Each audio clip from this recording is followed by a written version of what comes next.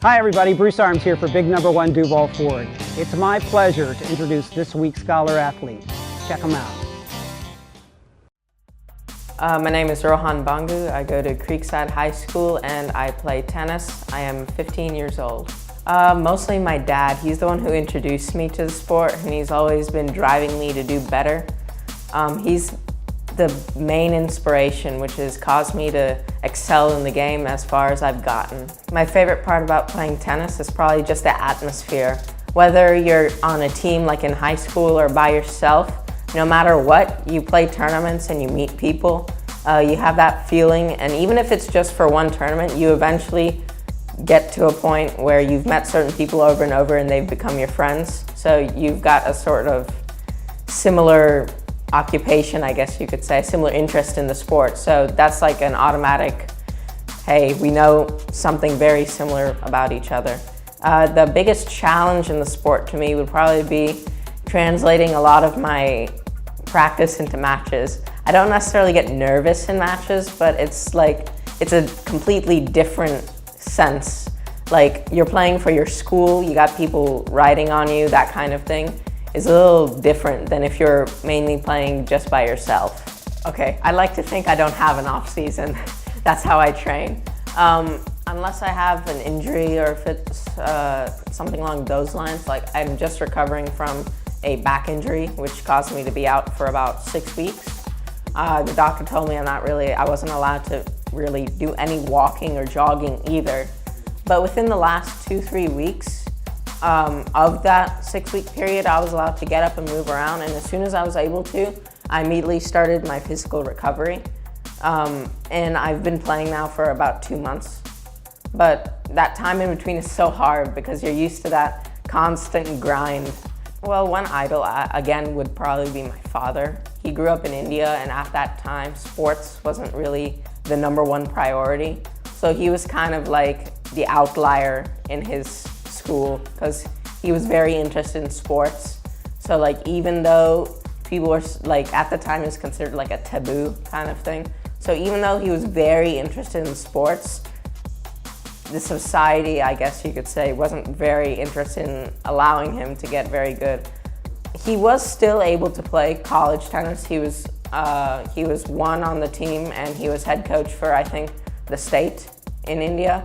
And he played a couple international tournaments. But I feel like, because I think at one point he was approached by a coach and the coach said, if you give your son to me, I'll train him. But my grandparents at the time, because of, academics were more important, they said no. But I feel that if he was given that opportunity, he would have probably made it into the pro circuit. Like, I have no doubt from the amount of dedication he's been giving to me right now. He's always said to me, I might not have succeeded at that time, but my main goal now is helping you or your brother succeed, and I'm willing to do anything to help you with that. Well, besides doing it for my father, like in any sport, you can't always do things for others. You'll only get so far.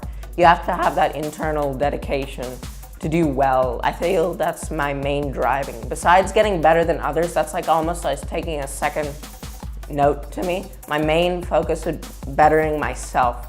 Because most people don't realize with tennis or sports in general, although you might think you're getting less time if you're doing school, your grades actually improve. Because through tennis, you get that sense of time management or dedication to your work. And at the same time, you also improve yourself. You get certain characteristics, like you're more pleasant with people. You can usually, you can talk better with people. You have better relations with your friends. Or, in the school, people will say, oh, look at that guy. He's playing tennis for the school or playing sports for the school. You get a little bit of respect too. I'm in 10th grade right now, so I am starting to look at some colleges and getting my test scores up a bit. And also, one of my other goals is to get my tennis to a level, even if I'm not so good that I'm playing national ones or internationals by the time college comes around. I want to get to a point where colleges can look at me and say, we want that guy on our tennis team. Because that also helps with the college acceptance, right? Besides that, I also want to get to a point where my scores, like SAT, ACT, that kind of stuff, are high enough where I want to try and attempt to get into an Ivy League school. Well, I'm going to for sure apply to all of the Ivy Leagues and maybe a couple other ones and hope I get into one of them. But hope can only get you so far. You've got to put in the work, the hours yourself. I do a lot of stuff in my off time. I do try to get in volunteer hours wherever I can. Besides passing high school, because I know you need a couple hours for that, I just want to help out in the community. Like for example, after Hurricane Irma, I did go to like a food shelter and help pack and distribute boxes of food for families. And every now and then I will try and like work in the library.